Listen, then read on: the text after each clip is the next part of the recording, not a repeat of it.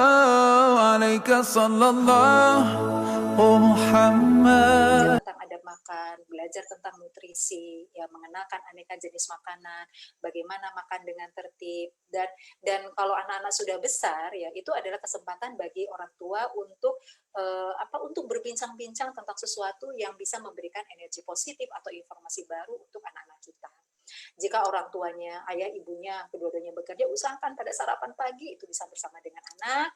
Kalau bisa diupayakan juga pada saat makan malam itu diusahakan. Ya, ini memang menjadi satu tantangan ya dalam situasi sekarang karena banyak orang tua yang bekerja dan kemudian pada saat pergi anak-anaknya masih tidur dan pada saat pulang anak-anaknya sudah dalam keadaan tidur. Nah, tetapi kita berusaha untuk mengatur situasinya agar tumbuh kembang anak-anak kita bisa kita dampingi secara optimal. Tidak hanya kita punya waktu untuk mereka di Sabtu Ahad, tetapi jika memang kita katakanlah dalam waktu sepanjang hari anak-anak tidak bisa kita dampingi, setidaknya pada saat makan pagi ini adalah kesempatan yang baik untuk menemani mereka.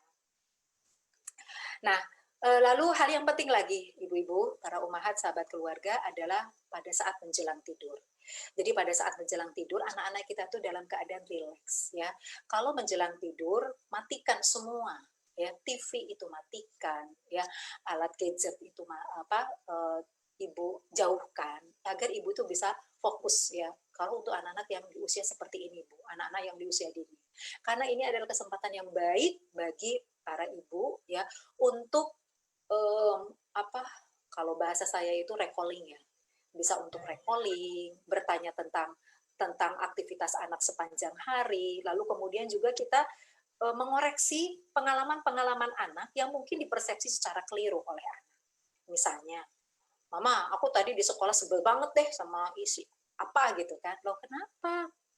Kan bukankah dia adalah teman baikmu? Iya sih, tapi tadi aku kesel banget gitu loh. Dia nggak mau kasih aku makanan gitu. Padahal biasanya aku suka ngasih dia loh. Tapi tadi dia, nah ini contoh-contoh pengalaman-pengalaman yang di-sharingkan oleh anak gitu ya pada saat menjelang tidur, dan kita bisa berikan informasi-informasi yang membuat anak itu punya persepsi yang benar terhadap pengalaman yang mereka peroleh. Nah, waktu tidur itu keadaan otak dalam keadaan rileks ya, keadaan limbingnya dalam keadaan terbuka, sehingga ketika kita menyampaikan informasi terutama yang membangun integritas anak, membangun sikap anak, ini adalah satu kesempatan yang sangat baik untuk anak-anak kita ya. Ciptakanlah ritual reading book, bacakan buku kepada mereka. Sekarang sudah banyak pilihan buku-buku untuk anak-anak kita. Nah, ini jadikanlah ritual untuk mereka. Insya Allah anak kita itu nanti akan punya bonding yang kuat dengan ibunya sekali jika ayahnya punya kesempatan anaknya hadir, dan nanti anak itu betul-betul menikmati seperti ketika dikisahkan oleh ibu, lalu gayanya ayahnya berbeda, itu ada satu pengalaman yang luar biasa untuk mereka. Yang berikutnya adalah di usia 1 sampai 2 tahun ini penting untuk membantu anak mengenal fungsi antara hubungan benda dengan benda. Jadi anak perlu dikenalkan fungsi tentang suatu alat, bahwa sendok fungsinya untuk apa, piring fungsinya untuk apa, sehingga kita tidak membenarkan ketika anak itu di atas meja makan, waktunya untuk makan ya, lalu piring itu dipukul-pukul gitu, dilempar-lempar gitu kan. Di waktu yang lain anak-anak boleh bermain, boleh memukul-mukulkan benda, boleh melempar. Nah, ini pembelajaran yang menjelaskan kepada anak hubungan antara benda dengan benda. Lalu secara bertahap kita akan mengajak anak untuk belajar hubungan antara benda dengan kejadian, sampai nanti di usia selanjutnya anak menghubungkan antara kejadian dengan kejadian. Jadi ini making connection-nya banyak ya, making connection-nya. Jadi ketika anak kita makan, usahakan TV itu dimatikan. Jadi jangan makan sambil lihat TV gitu ya.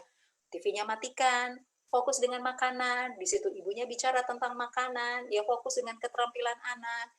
Dan pada saat itu kita akan lihat ya, ketika kita fokus pada apa yang dilakukan oleh anak, kita akan semakin mengenali sekali ya sensitivitas anak terhadap satu makanan, sukanya seperti apa, sehingga membuat para ibu juga bisa merencanakan makanan seperti apa yang bisa diberikan kepada anak, yang membuat anak juga punya punya nafsu gitu loh, punya selera gitu untuk menikmati makanan yang disajikan oleh ibunya.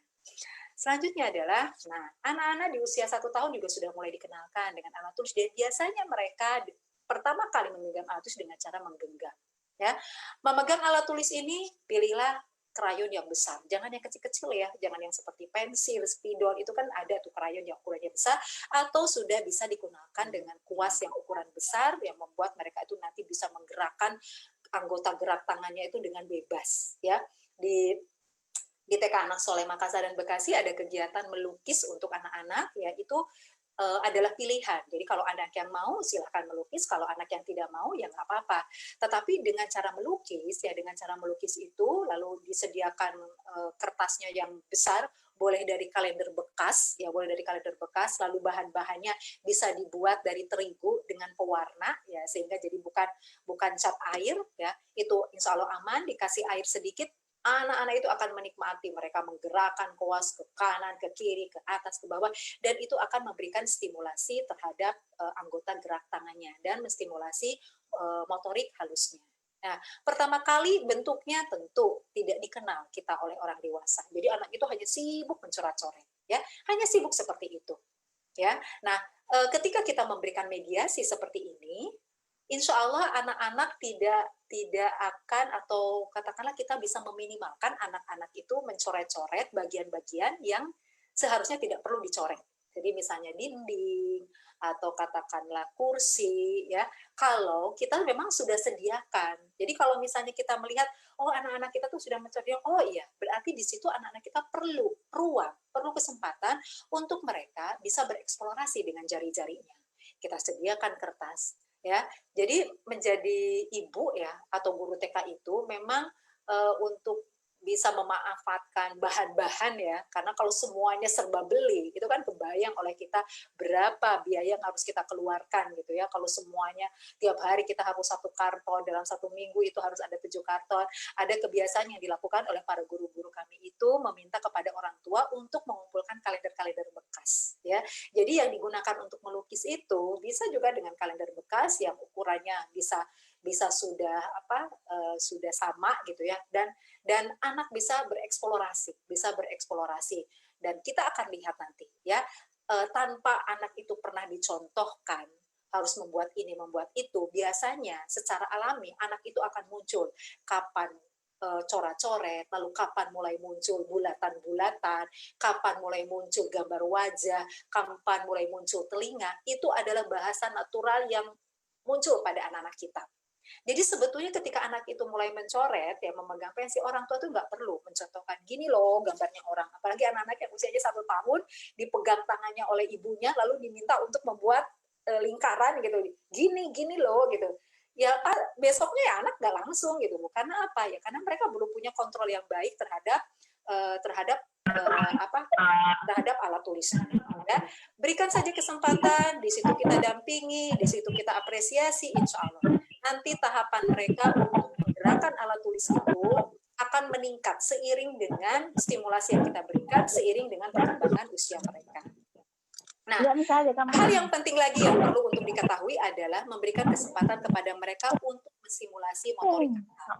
Jadi anak-anak terutama di usia 0 sampai 3 tahun itu sangat perlu sekali untuk bergerak, berlari ya.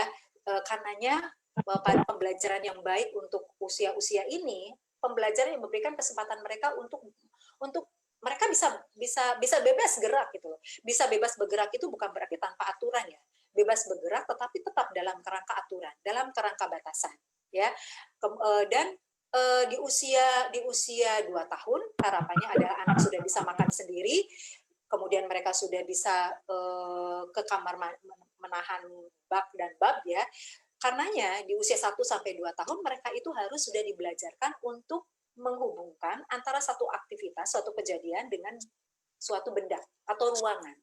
Jadi kalau kita sudah lihat polanya anak, kencing jam berapa, biasanya itu bangun tidur, bawa anak kita ke kamar mandi. Terus saja seperti itu, sampai anak itu jadi paham, oh kalau ya, saya mau pipis, ini tempatnya. Kalau mereka mau buang air besar, ini tempatnya. Kan sekarang juga sudah ada ya tempat buang air besar untuk untuk usia anak yang ini ya, yang usia 1 tahun ini ya, yang lebih pendek sehingga lebih mudah untuk mereka duduk di situ. Tapi letakkan di situ sebaiknya di kamar mandi membuat anak itu bisa paham hubungan antara benda dengan kejadian, antara apa yang dia lakukan dengan satu tempat.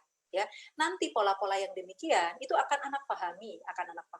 Karena itulah kenapa saya menyampaikan kepada para umahat, sahabat keluarga, kalau anak-anak kita berada dalam rumah, sebaiknya sudah nggak usah pakai pampers, karena itu akan melatih mereka. Kita juga bisa membaca pola mereka, lalu anak juga belajar.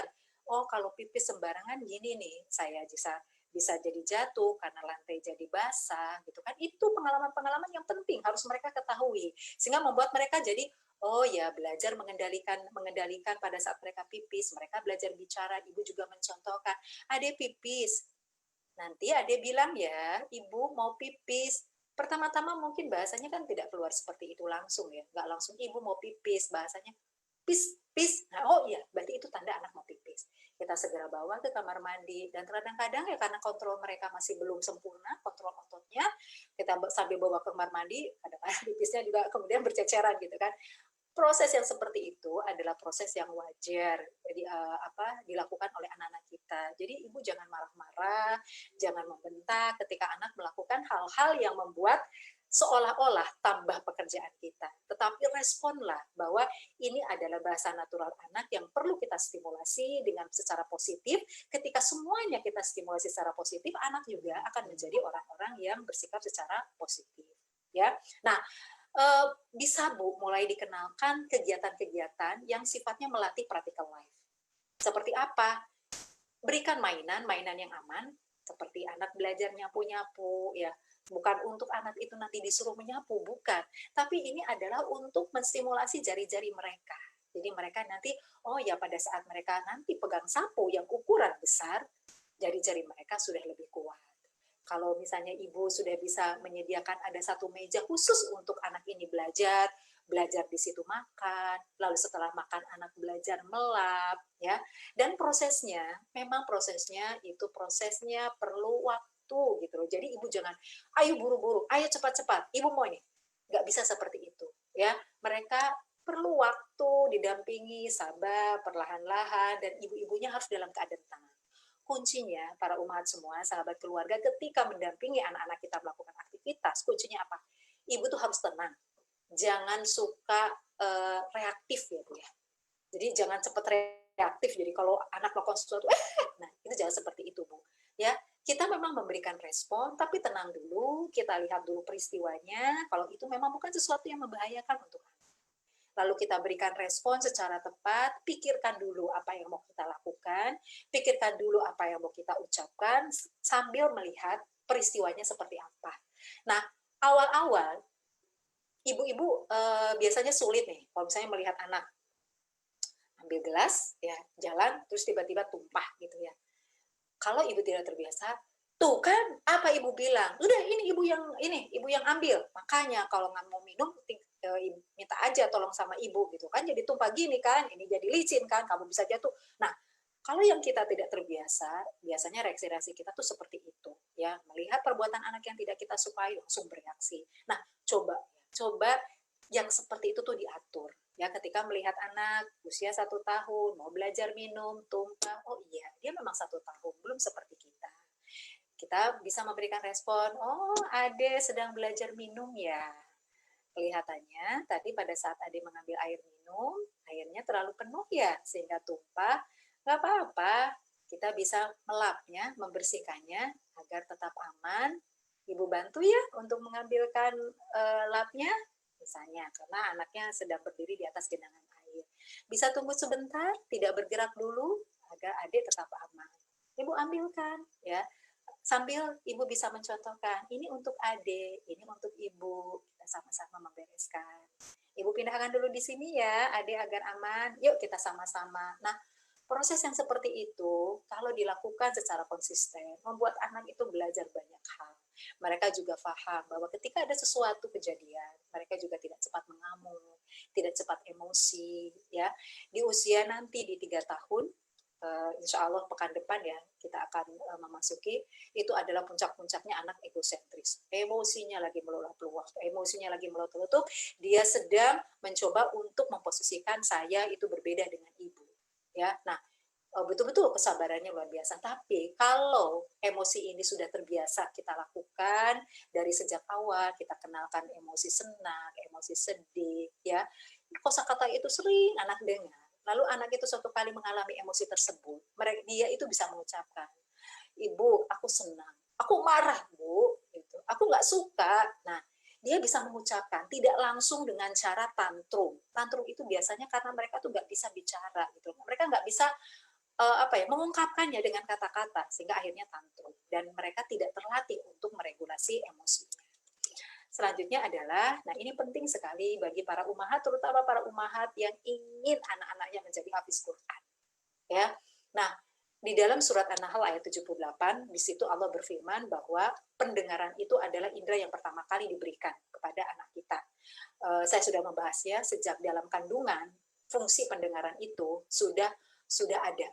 Ya, karena itulah pada saat seorang ibu hamil, upayakan seorang ibu itu rajin membaca ayat-ayat suci Al-Quran. Insya Allah itu akan berdampak pada anak-anak kita. Itu akan tersimpan gitu loh di dalam memori mereka. Ya, kelihatannya seolah-olah lucu gitu ya.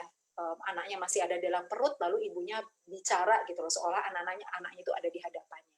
Tapi kalau kita belajar ya tentang bagaimana perkembangan anak di dalam perut seorang ibu, di situ kan ibu-ibu ya yang sudah merasakan hamil gitu kan, anak-anak kita tuh sekali menggerakkan seperti sikutnya yang bergerak, kakinya yang bergerak ya, karena di usia memasuki usia 4 bulan itu kan sudah ditiupkan ruh, sudah ada kehidupan. Nah, indera pendengaran inilah yang pertama kali diberikan oleh Allah. Karenanya di usia 0 sampai 6 tahun fungsi pendengaran ini harus dioptimalkan. Ya, bagi orang tua yang ingin anak-anaknya menjadi penghafal Quran, mulailah membuat program itu sejak anak, misalnya dalam kandungan sudah sering membacakan ayat-ayat suci Al-Quran. Ya, kemudian ketika anak-anaknya sudah lahir, maka sering-seringlah mendengarkan mulai dari mulut orang tuanya, dari ibunya, dari ayahnya, terutama ibunya ya, karena yang sering mendampingi ya, dari mulut ibunya, kemudian sering dengarkan murotal, insya Allah ya, insya Allah semua yang terekam itu akan tersimpan di dalam memori kosakata mereka ya, di dalam memori kosakata mereka. Dan ketika nanti anak-anak itu diprogramkan dalam sebuah program yang khusus, katakanlah itu program tahfiz yang katakanlah berkala, maka semua kosakata-kosakata itu sudah ada tersimpan di dalam sel otak, tinggal kemudian distimulasi di dalam sebuah program yang itu programnya sudah terarah dan terencana. Ya, nah termasuk juga kemampuan menyimak ya, kemampuan menyimak. Tadi saya lupa menjelaskan pada saat anak-anak dibacakan tentang kisah, sesungguhnya pada saat itu anak-anak itu tuh dilatih untuk belajar menyimak memproses informasi ya. Nah, ketika anak itu dibelajarkan menyimak, maka anak-anak kita itu pada saat nanti mereka memasuki usia sekolah, mereka sudah bisa belajar untuk fokus ketika mendengarkan ada orang lain yang berbicara. Mereka bisa lebih diarahkan untuk ketika berbicara dengan orang lain, bicaranya bergantian. Nah, kemampuan menyimak ini penting. Kenapa? Karena seluruh pengetahuan ya yang diperoleh oleh anak-anak kita banyak yang mengandalkan dari kemampuan untuk mendengar ini, kemampuan untuk menyimak ini. Karena itu kemampuan menyimak adalah satu kemampuan yang perlu dilatih oleh anak-anak kita sejak dari dini. Ya, nah perkembangan bahasa itu adalah termasuk periode yang sensitif ya untuk diajarkan pada anak-anak kita. Ya, karenanya tadi bu kuncinya, bahasa yang kita ucapkan adalah bahasa yang bermutu. Bahasakan apa yang anak lihat, bahasakan apa yang anak lakukan, bahasakan yang kita lakukan. Meskipun saat itu anak belum bisa mengulang kembali apa yang kita ucapkan. Perkembangan bahasa juga erat kaitannya dengan interaksi terhadap buku. Semakin dini kita mengenalkan buku kepada mereka, maka biasanya kosakatanya juga mereka akan semakin kaya. Karena ketika mereka berkenalan dengan buku, di situ kosakata berbagai macam ilmu pengetahuan itu akan dikenal oleh anak-anak kita, dan anak-anak kita itu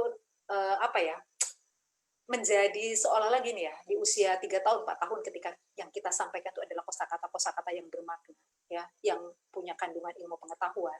Nanti mereka itu pada saat sudah bisa bicara, mereka bertanya, apa sih siklus hujan itu? Gimana sih cara eksperimen ini? Ya, di grup sahabat keluarga akan ada ibu ya yang pernah bertanya, kok anak saya di usia 5 tahun sudah mengucapkan kosakata yang sepertinya bukan anak seusianya. Itu sebetulnya adalah memang itu yang kita harapkan gitu loh. Sehingga anak-anak di usia seperti itu, mereka sudah kenal dengan kosakata-kosakata yang bagus, kosakata-kosakata yang bermutu. Ibu pelajari bagaimana kisah hidup Imam Syafi'i. Imam Syafi'i itu dibesarkan oleh ibunya ya, dan ayahnya kan meninggal ya pada saat Imam Syafi'i masih kecil, jadi ibunya itu sangat berperan ya, dan ibunda Imam Syafi'i itu kalau kita membaca bagaimana kisah Imam Syafi'i, ya ibunya itu adalah seseorang dengan bahasa yang Masya Allah ya kepada anak-anaknya, bagaimana cara memotivasinya. Ketika melepas Imam Syafi'i untuk berangkat menuntut ilmu, kalimatnya itu luar biasa ya. Jadi penuhilah dadamu dengan ilmu gitu ya. Jadi kalimat-kalimat yang seperti itu akan memperkaya jiwa, akan memperkaya akal anak-anak kita. Ya, jadi buatlah program di mana anak-anak kita ketika mendengar atau melihat sesuatu, dikenalkan dengan sesuatu yang di situ bisa memperkaya kosakata mereka, itu adalah kosakata yang bermutu, yang berkualitas ya, dan kita hindarkan bahasa-bahasa yang memang itu bahasa-bahasa yang tidak baik untuk anak-anak kita. Ya. Jadi di sini ibu-ibu bisa paham kenapa anak-anak kita ketika mereka masih dalam tahap pola pengasuhan yang harus kita ajakkan, ya kita ajakkan, jangan berpindah-pindah tangan ya. Jangan berpindah-pindah tangan agar apa? Karena ketika berpindah tangan ada satu bahasa yang itu bahasanya belum sesuai untuk anak-anak kita, itu bisa mereka ucapkan meskipun mereka itu tidak paham tentang hal itu. Nah, ini contoh adalah kegiatan untuk menstimulasi sensori motor. Jadi kegiatan sensori motor itu adalah kegiatan yang berkaitan dengan menstimulasi panca indera. Anak usia dini nggak ada yang nggak suka kalau main air. Ya, jadi mengajak anak main sensori motor yang paling murah, ngajak main air. Di situ ibu-ibu akan lihat ketika anak bermain air, apa yang mereka lakukan. Di usia 0 sampai 1 tahun, biasanya ketika yang mereka lakukan itu adalah mereka memukul-mukulkan, memercik-mercikan air. Itu adalah tahapan main sensori motor 1. Jadi mereka ingin tahu seperti apa rasanya air, seperti apa suaranya air, diulang-ulang. Lalu kalau misalnya di situ ada pasir, dia remas-remas, lalu dia kenakan di badannya, ya. Nah, kalau di usia awal anak-anak tidak terstimulasi sensori motoriknya, nanti ketika anak-anak itu masuk di usia 3 tahun, ya, anak-anak itu akan memunculkan perilaku seperti ini. Sehingga kami juga tidak heran ya kalau misalnya kami melihat ada anak-anak 3 tahun ya, lalu kami ajak misalnya main kancing atau main apa yang dia lakukan? Ada anak kalau tidak terstimulasi dengan baik, dia ketika melihat ada kolam ya, ada ember isi air, apa yang dia lakukan? Kami menyediakan agar anak-anak itu main tuang isi. Tetapi karena anak itu belum puas main sensori motornya, yang dia lakukan adalah dia masuk dalam ember tersebut lalu dia seperti mandi. Jadi dia ingin merasakan bagaimana rasanya air. Itu nanti terlihat, tidak terlihat. Jadi kalau anak-anak usia 3 tahun, seharusnya yang muncul itu ada tahapan main sensori motor 3. Kemudian naik ke tahap sensori motor 4. Jadi di mana anak ketika melakukan sesuatu, dia punya tujuan. Dia punya tujuan ingin mengetahui lebih mendalam tentang bagaimana proses kerja suatu benda, bagaimana hubungan antara satu benda dengan benda yang lain. Tapi kalau masa sensori motor ini tidak terstimulasi ya di usia-usia awal, maka dia akan tetap muncul di usia 3 tahun ketika melihat kancing, apa yang dilakukan? Dia ambil kancing lalu dia mandi kancing. Itu kalau sudah seperti itu gurunya nggak bisa marah ya. Guru kami ini namanya Bu Emi itu ya. Ya Allah, sabar banget ya, barokallah fiik buat Bu Emi. Itu kalau udah ngelihat ada anak usia 4 tahun, ya seharusnya anak usia 4 tahun itu sudah tidak mandi kancing. Tapi kalau misalnya main sensori motornya itu belum tersimulasi, lalu dia melihat kancing, dia ambil kancing yang fungsinya sebetulnya adalah anak untuk menghitung, dia ambil kancing, dia raup, lalu dia taburkan di atas kepalanya, lalu dia tertawa menikmati menikmati hujan kancing gitu pada tubuhnya, dan kancing itu berserakan seperti itu ya. Biasanya gurunya mengatakan, oh apa yang dirasakan ketika mandi kancing, apa yang dirasakan di tubuhnya, apakah kancing kasar atau halus gitu. Dan gurunya tuh menstimulasi dengan cara seperti itu untuk memberikan pijakan kepada anak. Nggak dimarahi gitu, gurunya nggak boleh marah-marah. Secara bertahap nanti anak itu mulai paham, oh fungsinya kancing adalah untuk seperti ini. Nah, di usia 0 sampai 1 tahun anak itu masih saraf sensori motor 1 ya. Di usia 1 sampai 2 tahun biasanya anak masuk sensori motor 2. Apa yang sudah masuk sensori motor 2? Mereka itu sudah menggunakan satu benda gitu loh untuk misalnya bermain air, lalu dia berulang-ulang. Dia pegang gelas, dituangkan, diambil, tuangkan lagi, ambil lagi, tuangkan lagi, ambil, tuangkan. Nah, proses itu berulang-ulang, dan memang anak-anak sedang pada tahapan yang demikian. Jadi ibunya sabar aja gitu loh, ibunya sabar aja ketika melihat anak masih melakukan hal yang sama, tinggal bagaimana cara kita membahasakan kepada mereka agar anak itu belajar tentang hal yang baru. Oh, Ade sedang menuangkan air. Ade sekarang sedang mengambil air menggunakan gelas. Wah, sekarang dituangkan lagi. Nah, itu saja yang kita sampaikan kepada anak, membuat anak tuh paham. Ini berarti menuangkan. Ini berarti mengisi. Sekarang setelah dituangkan, lihat gelasnya kosong, tidak ada isinya. Nah, kosakata yang demikian kita kenalkan sambil mendampingi anak-anak kita. Jadi dampingi pada saat anak-anak bermain, ya. Nah, hal yang sangat penting juga adalah membangun hubungan semua aktivitas anak dengan Allah Subhanahu wa taala, atau yang dikenal dengan istilah hidroksilabilah. Jadi anak itu harus senantiasa dibangun kesadaran. Allah itu Maha melihat, Allah melihat apa yang kita lakukan.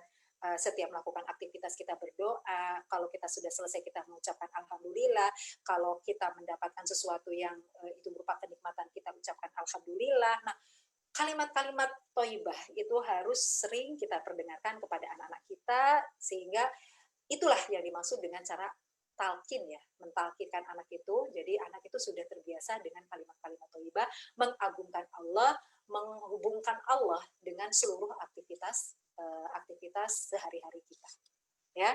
Dan ketika anak-anak bermain seperti tadi ya, bermain sensori motor, kita dampingi ya agar anak kita itu nanti bisa terus naik proses berpikirnya. Jadi proses berpikir itu secara garis besar ada 3 ya, ada proses berpikir yang dangkal, ada taraf berpikir mendalam, ada sampai taraf berpikir yang disebut dengan taraf berpikir cemerlang atau taraf berpikir mustanir.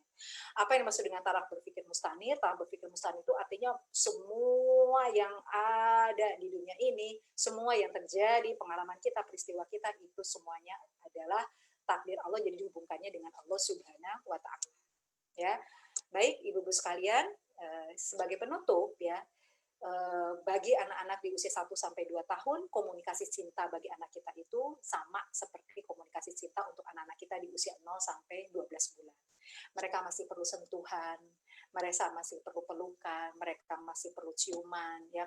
Mereka juga sangat membutuhkan kebersamaan kita untuk mendampingi mereka pada saat bermain, dan lautan bahasa ini adalah menjadi stimulasi yang sangat baik untuk memperkaya kosakata mereka dan memperkaya kualitas bahasa mereka. Nah, tapi anak-anak kita pelayanannya itu sudah tidak sama seperti anak-anak kita di usia 0-12 bulan. Di usia 0-12 bulan kita banyak menggendong, ya, kita banyak membantu. Tapi karena di usia 1 tahun mereka sudah belajar berjalan, mereka sudah mulai menjelajah, ya, sehingga pelayanan kita itu sudah mulai berkurang. Ya, saya menunjukkan pelayanannya berkurang dengan angka 92%, itu sebetulnya maksudnya itu hanya ingin menyampaikan kepada ibu-ibu bahwa dimulai di usia 1 tahun, anak-anak kita sudah mulai bisa diajarkan sesuatu yang sifatnya life skill untuk mereka. Yang ini menjadi modal mereka untuk nanti pada saat kehidupan mereka selanjutnya.